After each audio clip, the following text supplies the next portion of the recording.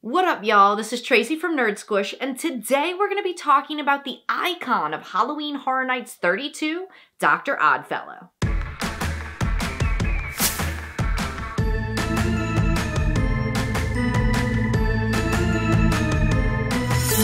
Alright nerds, with the huge announcement dump that Halloween Horror Nights threw at us, we have all the information, all houses, all scare zones for this year's event. And as you read the descriptions for all these houses and these zones, you may have noticed a reoccurring theme, that being Dr. Oddfellow. Now, before this giant announcement, the only thing we knew about Oddfellow was the fact that he was the owner of the Carnival of Thrills where Jack the Clown performed, and he was the man that murdered Jack. But we have recently learned so much more about this circus entrepreneur. And no, he is not the twin brother of Dr. Facilier, although I can understand if you made that mistake, because he definitely looks like he's got friends on the other side. The Discover Universal podcast released 4 episodes discussing all the details of Halloween Horror Nights 32. And while Oddfellow was kind of sprinkled throughout all of these episodes, there was one in particular that really dug deep into the lore of this character. And it was a lot. It was a lot of information spanning a lot of decades. I got lost in it all. And there would be a celluloid and protons would converge in a diverge. I don't know where I am right now. I'm lost. So today I'm going to go through a quick summary of everything that we learned in chronological order and where you will see these particular decades at the event this year. Before we get into the details, if you're new here, this is Nerd Squish, where we take everything spooky and we take everything nerdy and we squish it all together. So if you like horror movies, Halloween Horror Nights, and pop culture, definitely hit that subscribe button so you can see more videos from us in the future. I said it's going to be a quick summary, but you know that your girl can get long-winded, so y'all go get a drink, get yourself comfortable, and let's dive on in. We're starting off in the 1920s, where Dr. Oddfellow ventured into the jungle of doom, where he found a crystal skull. Using the power of this skull, he turned all the living creatures in this jungle into his own twisted abominations. And this powerful skull is the same skull that sits atop his cane of souls. You will experience this part of his story when you walk through the Jungle of Doom Expedition Horror Scare Zone that will be located in Central Park. Now we're going to jump to 1939, where during the Dust Bowl, Dr. Oddfellow set up his Carnival of Thrills in a small Midwest town. However, this was no ordinary carnival. The entire show was set up to steal souls. He used the carnival to murder hundreds of people, some guests, and even some performers. After killing them, he turned their bodies into grotesque versions of the zodiac signs. For example, they found a man with a bull's head stuffed over his own and sewn onto his shoulders, representing the astrological sign Taurus, and a victim with crab claws representing the astrological sign Cancer, among many others. This was all a part of a ritual that gave him immortality and the power of the zodiac.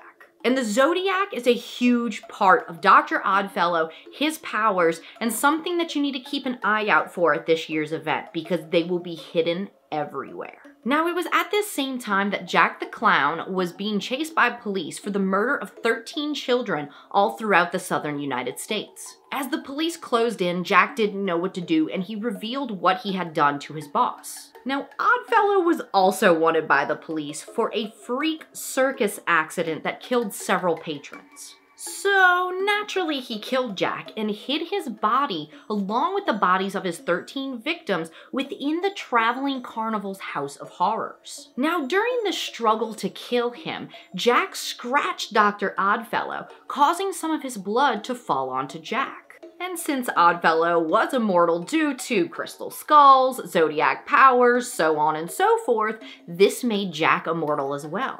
You will experience this part of his story when you walk through Dr. Oddfellow's twisted origins. Jumping to the 1940s, Dr. Oddfellow traveled to the Zodiac dimension and took it over, twisting all of the creatures there into his own evil creations. It was there that he learned to use his powers to change his form over the years. Keep this in mind at the event this year. You never really know when he's gonna be around, as he'll be in many different forms, but you'll know it's him because the scar left behind by Jack remains. You will experience this part of his story when you walk through the dark Zodiac scare zone that will be located in Hollywood. Now, Dr. Oddfellow shipped a crate to his warehouse in the shipping yard. This crate featured a Zodiac symbol and a wide variety of monsters. But like any monster kept in a cage, they escaped.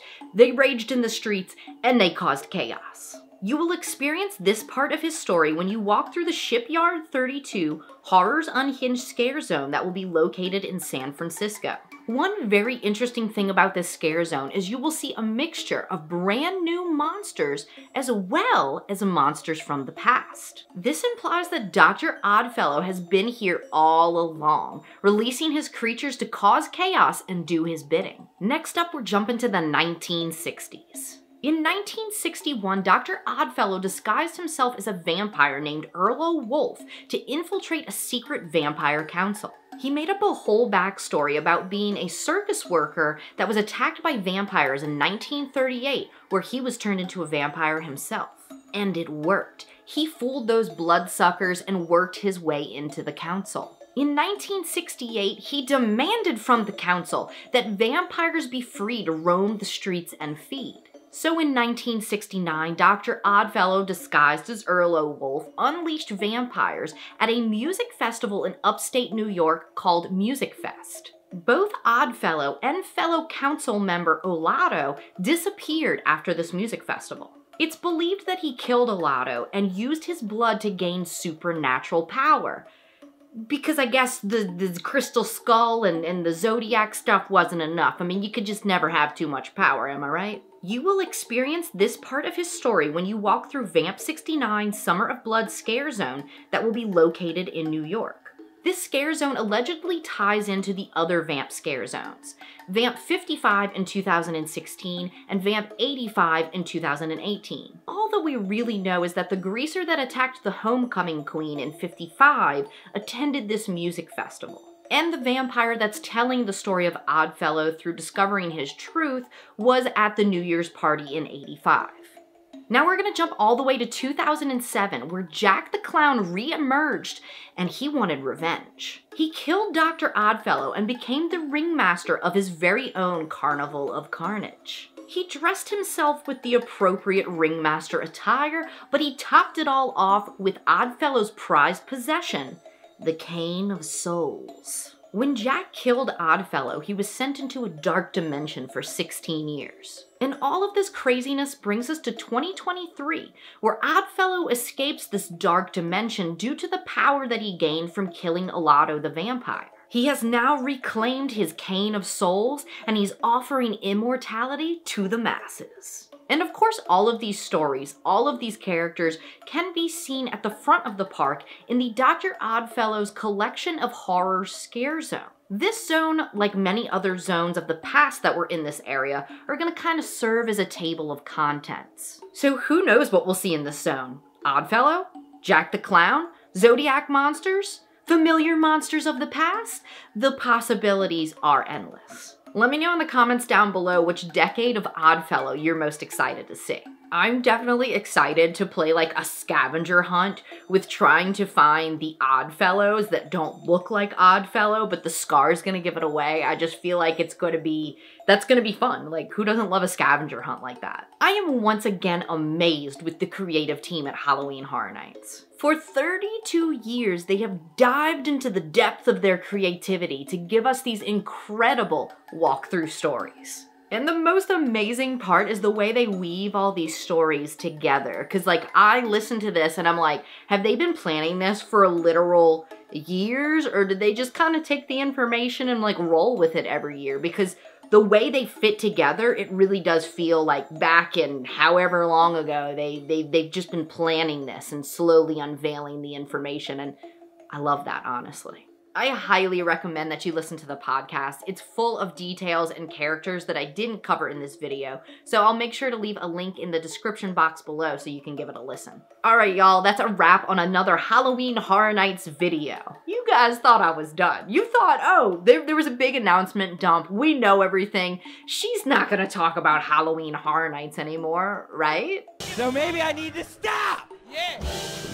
But I never gonna stop. I can't stop. I love this event so much. And it's killing me right now because I actually don't have my trip scheduled yet because life be wild sometimes, and that's what I'm currently experiencing. So, you know, we're kind of rolling with the punches over here this year for the Halloween Horror Nights trip, and it's slightly stressing me out, but we're gonna figure it out. It's gonna be fine, right? It'll be fine. One thing's for sure, my trip is probably gonna be later in the season than it normally is. The last couple years I've been like opening day or very shortly after, and this year it's probably gonna be later, like in October. And as a result, I am gonna be sitting in this house watching all the locals just vibing in the fog, drinking my drinks, having my good time, and the jealousy will be at an all-time high. To counteract my jealousy, I gotta create my spooky space, I gotta get the vibes going, and I gotta nerd out with y'all about Halloween Horror Nights in every possible way that I can. So, you know, expect some more deep dives until I get to the event. I hope y'all enjoyed this video. If you did, give it a big old thumbs up. Don't forget to subscribe and hit that notification bell so when new videos hit the channel, you'll be notified. And as always, thank you guys for watching, and I'll catch you nerds in the fog.